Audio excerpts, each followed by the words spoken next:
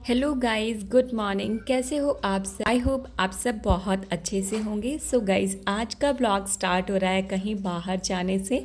और देखिए, यहाँ पर हम रेडी होके निकल गए हैं। मेरे हस्बैंड पहले ही निकल चुके थे क्योंकि उन्हें पार्किंग से कार लेके आना था। और यहाँ पे सारे लाइट्स वगैरह ऑफ करके मैं भी निकल जाऊँगी। भगवान जी को भी राम राम बोल देते हैं।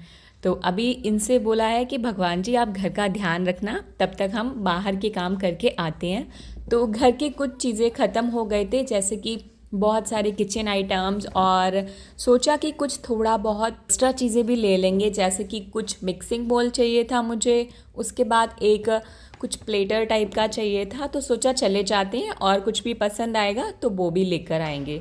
तो नेक्स्ट ब्लॉग में आपको बाकी सब देखने को मिलेगा कि हम क्या क्या लेकर आए थे, उनका अनबॉक्सिंग।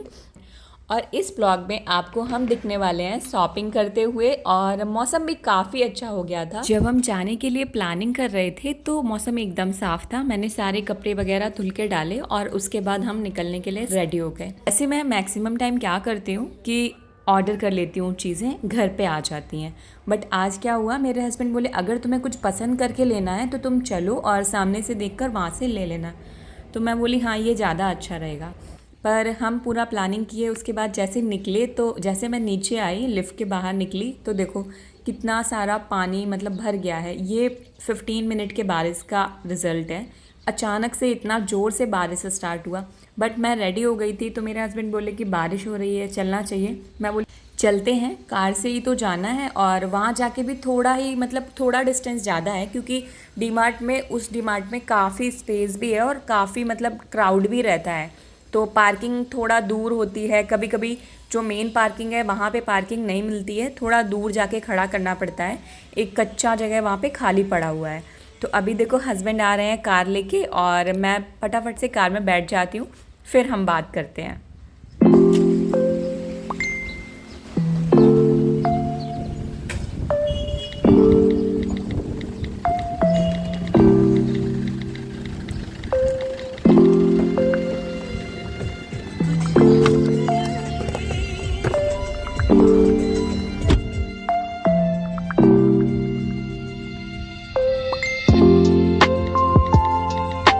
मुंबई की बारिश का कोई भरोसा नहीं है कि ये कब स्टार्ट हो जाए।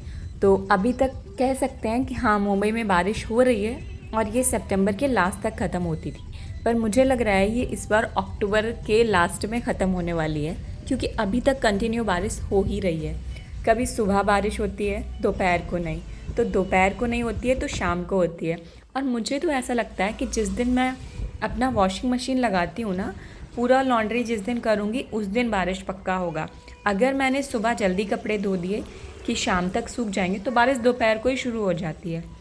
तो इसको पता चल जाता है क्या? मैंने बहुत बार देखा है, मम्मी लोग भी ऐसे बोलते थे कि आज कपड़े धोए हैं ना हमने, या आज हमने होली के टाइम पापड़ बनाए हैं, या अभी पापड़ बनाए हैं, कुछ ऐसा धूप वाला काम हम करेंगे ना तो पक्का से बारिश होगी। ऐसा होता था। और पता है, मेरे होम टाउन में ना बहुत सारे मंकी थे। तो हम लोग छत पे ही बैठते थे। और होली के टाइम पे बहुत तेज़ धूप होते हैं ना, आपने नोटिस किया होगा। उस टाइम का जो धूप है ना, वो सर्दी के तुरंत बाद का होता है। तो छत पे बैठना भी मुश्किल होता था। पर मंकी को कुछ नहीं है, वो मतलब कहीं ना कहीं किसी ना किसी कॉर्नर से देखते ही रहते थे और अचानक से आ जाएंगे। आपका फेस इस साइड हुआ और पीछे से आपका सिस्टम गायब, आपका जो भी सामान है ना सब ख़त्म। ऐसे करते थे। एक बार तो क्या हुआ था, मेरी मम्मी पापड़ बनाई और कोई एक्सपायर हो गया, उनको वहाँ पे जाना पड़ा।